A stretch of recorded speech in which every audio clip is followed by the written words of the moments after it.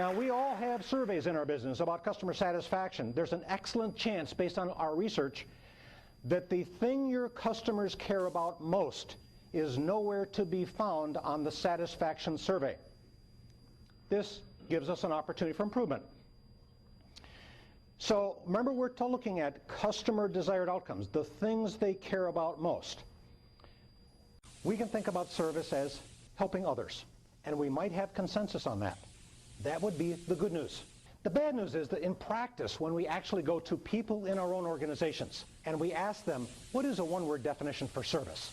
What we find is, we find that there are over 40 different answers that people will give. What is it? What does servicing mean on a farm? Breeding. Breeding. It means mating.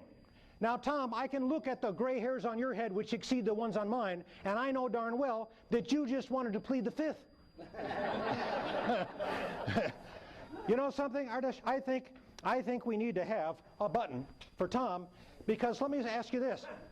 Tom, in your organization, have you guys talked in your organization about servicing customers?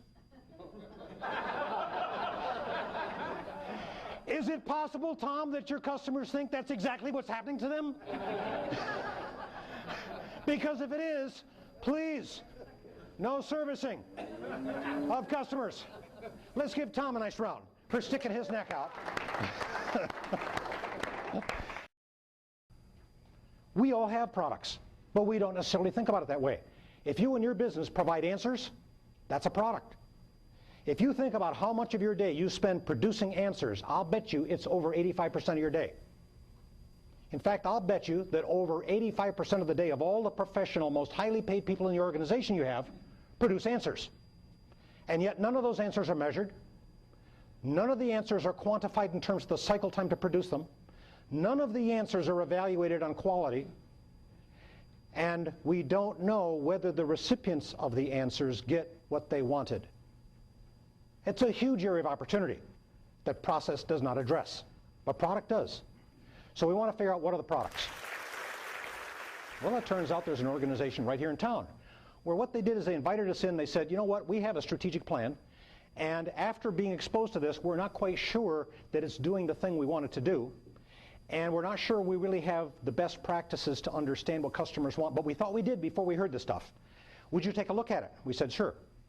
So after looking at it and having some discussion, they decided they wanted to have all of their management spend 2 days with us.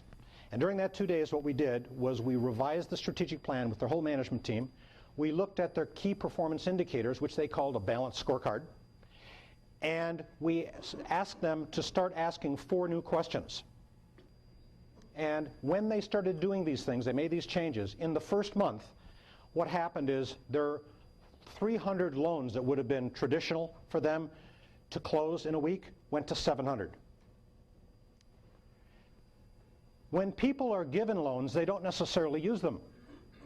But if they did and the interest rate was lower, they'd benefit, and the institution would benefit. And in their case, that's exactly what happened. The 50% close rate, utilization rate, went to 75%. This is after 1 month. The first month's revenue dropping to the bottom line was $8 million by changing these practices.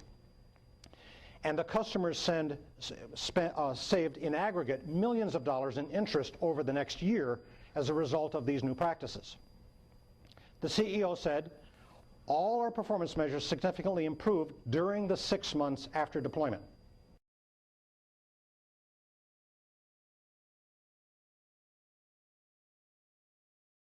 So to sum up, here's what we could say. If we're using producer-centered thinking, there's an excellent chance we're working like mad on processes, producing products that have wonderful capabilities for customers we have not differentiated, producing outcomes we've neither articulated nor measured. And that would be the future. Other than that, it's a great idea. However, if we used customer-centered thinking, we might start with the outcome in mind first, figure out who exactly are the end users, brokers, and fixers of specific products, what expectations do they have, and now create fast cycle processes so we can grow the business. And I think that's what this is all about, is celebrating the focus on customers.